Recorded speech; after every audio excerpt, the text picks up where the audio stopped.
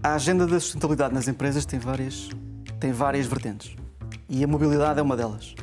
Há incentivos à procura também das empresas, muito específicos para as empresas. Há um push regulatório e alguma procura que vai também acontecendo em paralelo. Portanto, estão criadas as condições para as empresas fazerem essa transição. Neste aspecto, há vários tipos de empresas. As empresas de maior dimensão têm uma escala muito maior para eletrificar, também têm outras condições para o fazer. Empresas muito específicas, com necessidades muito únicas no mercado, é uma boa altura para começar a fazer pilotos, para começar a fazer parcerias, começar a eletrificar uma parte da sua frota, que se calhar não é mais crítica ainda, mas para começar a fazer esse processo. É um caminho que as empresas devem fazer proativamente, aproveitando o contexto regulatório, mas passar a mensagem para fora que, independentemente do contexto regulatório, independentemente do contexto geopolítico, eu aposto nesta transição e acredito nela.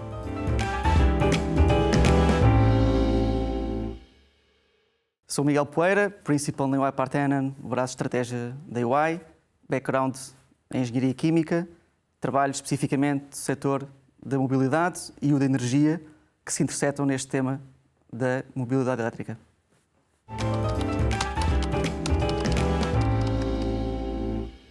Como um todo, este setor, pensando nos elétricos a 100% e nos híbridos plug-in, ainda são uma parte muito pequena do parque automóvel, cerca de 2%. Mas por ter uma base tão pequena, significa que houve um grande crescimento também nos últimos anos. Estamos a falar mesmo de uma cota superior à média europeia, cerca de menos 2% em Portugal, mas acima da cota europeia. Só há 10 países na União Europeia com cotas acima dos 2%. E a mais alta individual, estamos a falar da Dinamarca, com 7%. Portanto, é um caminho também regional que Portugal está a fazer, até com um desempenho superior. Este último setembro atingiu-se um marco histórico para este setor. Especificamente os 100% elétricos foram o segmento mais vendido em ligeiros passageiros. E, portanto, dentro dos 6.600 carros novos, que inclui EVs e plug-in, mais 4.000 são o que nós chamamos 100% elétricos. Portanto, o conjunto destes dois, veículos elétricos e plug-in, são já 40% da cota todos os meses de carros novos neste segmento. Inclusive, este último mês de setembro venderam-se mais carros 100% elétricos do que gasolina e muito mais do que diesel. Isto é uma mudança muito significativa do paradigma, até do diesel, que durante décadas era a principal base do parque automóvel.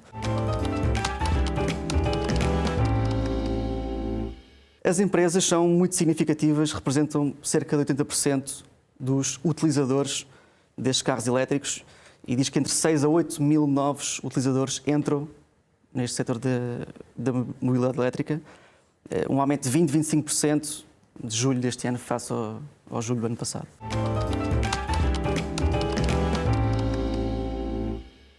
O sistema de incentivos públicos é essencial para promover esta transição elétrica, tanto em empresas como em particulares. Este segmento de empresas beneficia de um quadro regulatório muito favorável. São aqueles principais early adopters. Quando se fala em um principal segmento de adotantes desta nova tecnologia, são as empresas. No início, alguns entusiastas particulares deste segmento, hoje em dia, muito liderado pelas empresas. Tanto as frotas comerciais, carros de serviço, como algumas frotas também de distribuição, de transporte, que começam a entrar nesse segmento. Há 5 fatores principais aqui que impulsionam as empresas a adotar esta nova tecnologia e a embarcar nesta transição.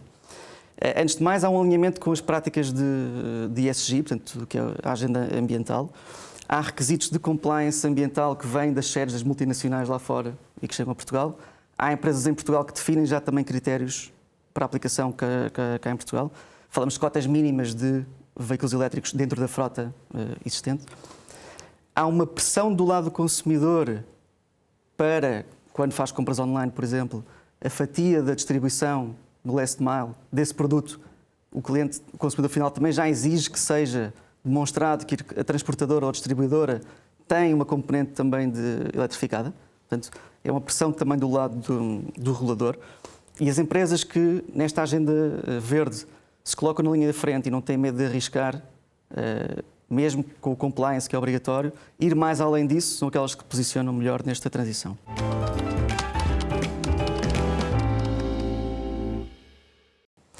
Há também, naturalmente, uma redução de custos associada. Portanto, há um quadro de incentivos que faz crescer este volume.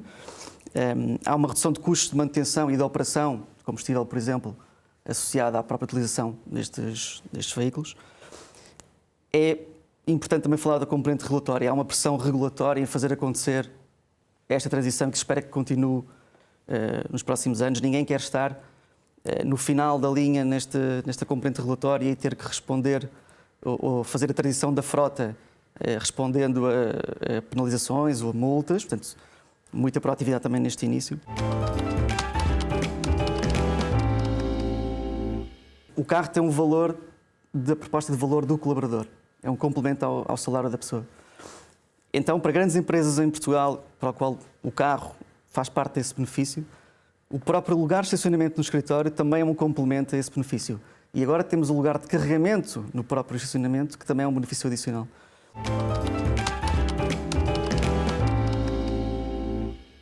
Eu destacava aqui 4 tipos de incentivos. Os fiscais são um deles. Portanto, estamos aqui a falar de componente de tributação autónoma, que os elétricos são isentos. E aqui difere muito dos híbridos plug-in, e é um tema para as frotas das empresas, mas até empresas de serviços, frotas comerciais, por exemplo. Opto por uma frota de híbridos plug-in, opto também por carros 100% elétricos, ou dou a escolher ao colaborador, dependendo do plafond que existe. E, portanto, para os híbridos plug-in, há aqui umas condições. Tem que ver com a autonomia mínima em modo elétrico de 50 km e tem que ver com um máximo de 50 gramas de CO2 por quilómetro em termos de emissões. E, nesse caso, aplica-se uma redução da tributação autónoma para híbridos plug-in. Depois há também, na componente do ISV, do IUC, também isenção para os veículos 100% elétricos e uma redução menor no ISV para os híbridos plug-in. Portanto, o ponto é que há aqui 2 tecnologias diferentes. Os híbridos plug-in acaba por ser uma evolução de tecnologia a combustão com um adicional. Os 100% elétricos são uma tecnologia completamente nova. Há também outros incentivos financeiros específicos associados ao fundo ambiental para ligeiras mercadorias, por exemplo, que não se aplicam também aos híbridos. E há 2 tipos também de incentivos adicionais. Há um incentivo à rede com descontos que são aplicados no carregamento da rede pública e começa a haver também alguns incentivos municipais. Há alguns municípios, na AML, por exemplo, tanto em Lisboa, Loures ou Eiras, têm alguma ou desconto ou gratuitidade em algumas zonas específicas da cidade, para quem tem um dístico, não pagar. Só aplicável aos 100% elétricos.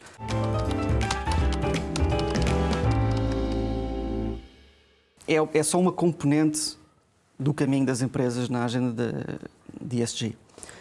Em primeiro lugar, não é possível descarbonizar o setor sem eletrificação daquilo que é o maior contribuidor em termos de emissões, que é o setor dos transportes. E não é possível fazê-lo sem o grande peso das frotas empresariais nessas mesmas emissões.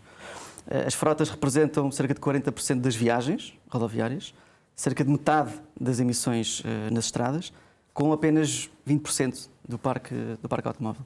Portanto, há um grande foco também das empresas em contribuírem ativamente para esta eletrificação. Em Portugal, o transporte rodoviário pesa nas emissões cerca de 1/3, versus 1/4 na Europa. Também na Europa, a limitar o acesso a fundos a empresas que não cumprem estes critérios, ou que não têm uma visão clara para a sustentabilidade e dificultam a captação de recursos de capital e também de dívida. Portanto, é todo um ecossistema que acaba por desenvolver. As frotas são uma parte muito importante para esta eletrificação, mas também são uma parte apenas do caminho de sustentabilidade das empresas.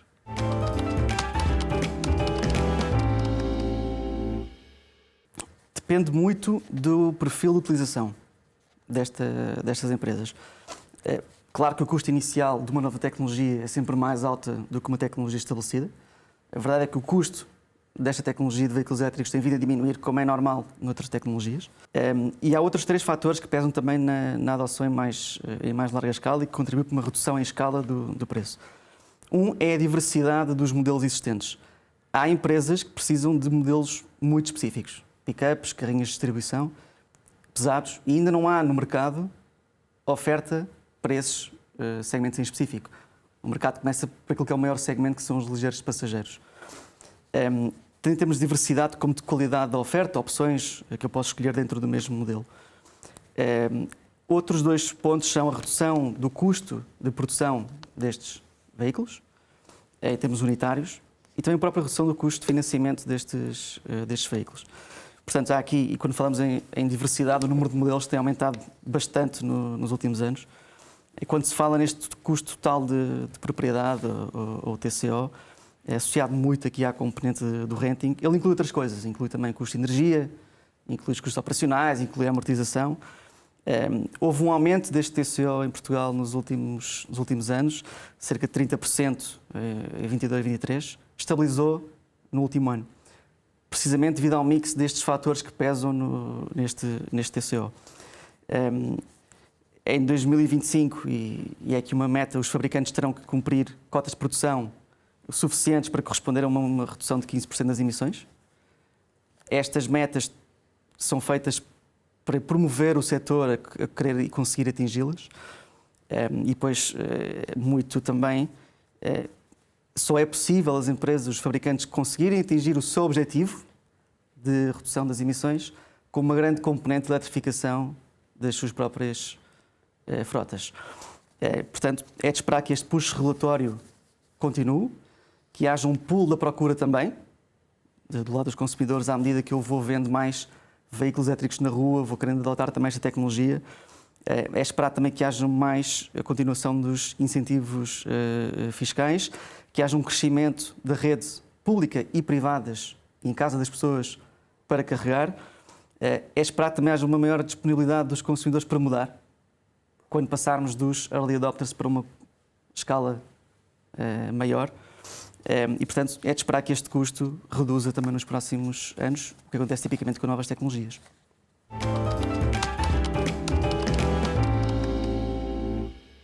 5 grandes temas logísticos, puramente logísticos, neste tema. Um é a localização.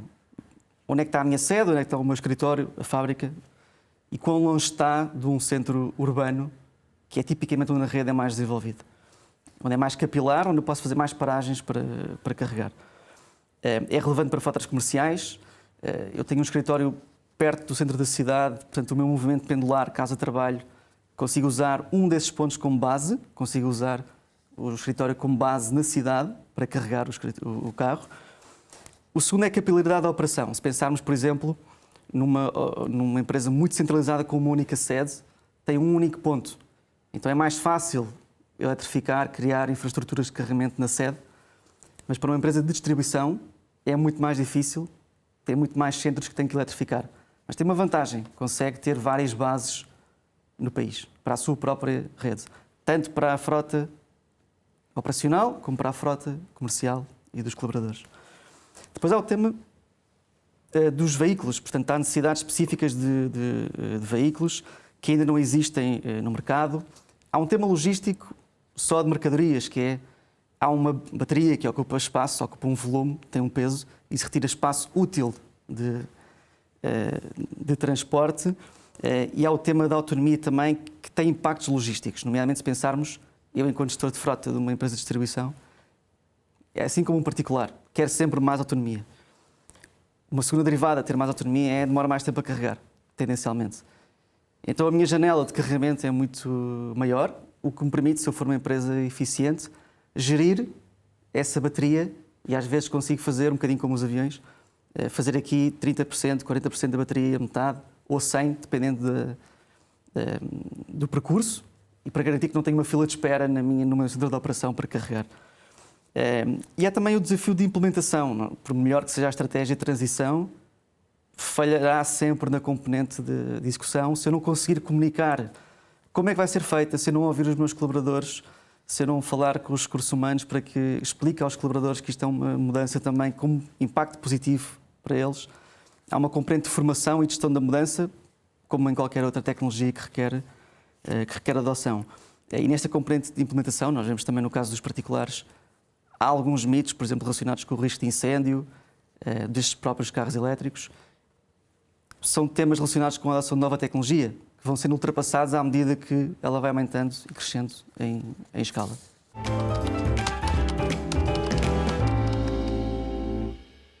Bom, hoje em dia, o que é muito necessário, mais até do que o próprio software, é que esse software acabe por receber informação de várias fontes.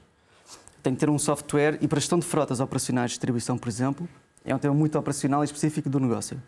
Tem que ser capaz de prever utilização e procura, tem que ligar com sistemas de previsão de rotas, onde é que elas são, qual é que é a distância, tem que ligar com sistemas dos próprios recursos humanos de tipologia de carro, quantos carros é que eu vou receber, em que sítio. Então, não é tanto o software em si, em termos tecnológicos, na minha visão pelo menos, mas é também importante o grau de comunicação com outros sistemas.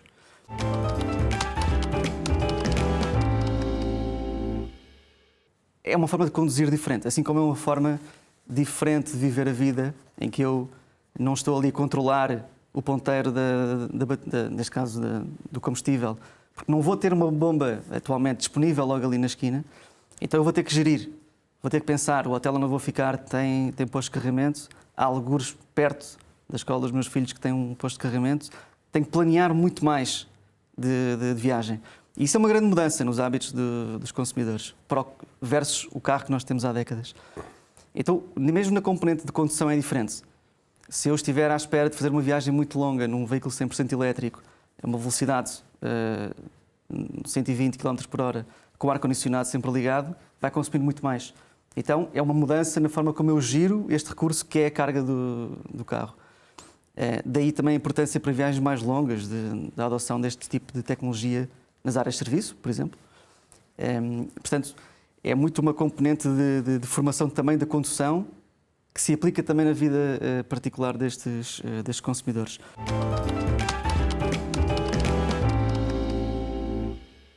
Já há bastante, e sem querer individualizar, há grandes empresas como a DPD, por exemplo, de distribuição, que começam já a fazer esse caminho.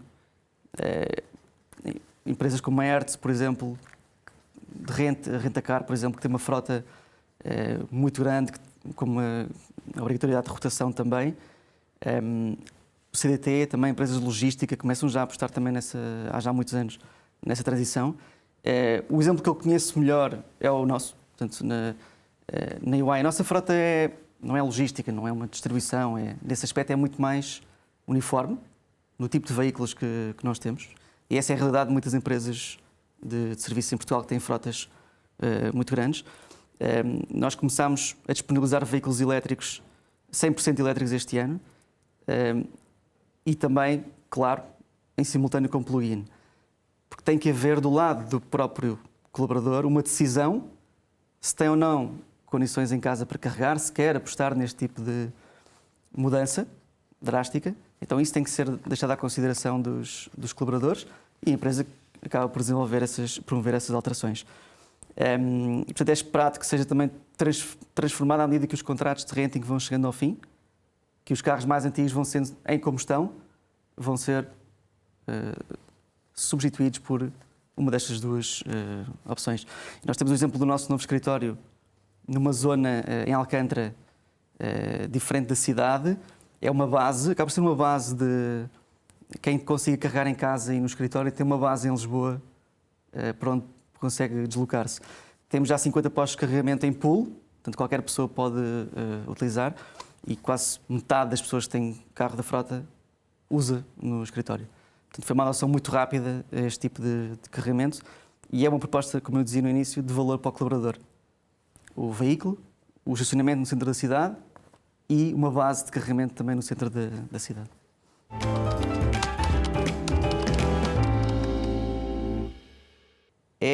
O papel das empresas é fundamental, como eu dizia no início. É o maior segmento de adoção que antes de massificado nos particulares. Há bastantes benefícios atualmente para as empresas começarem a fazer essa transição e algumas corrigirem aquilo o caminho que têm feito, aumentar o que nós fizemos agora também, aumentar o caminho para os 100% elétricos. E é muito importante para os decisores. E aqui os decisores, se for uma empresa mais pequena, acaba por ser o líder da empresa. Para grandes empresas é o gestor de frota. para outras acaba por ser uma decisão da sede da multinacional. Quem quer que seja o decisor ou múltiplos decisores, é o timing da transição e, como nós falámos no início, ter uma componente de formação de base, de auscultação dos colaboradores e outros stakeholders, empresas que trabalham em distribuição, logística, trabalham com outro tipo de empresas também. Isso tem que bater certo.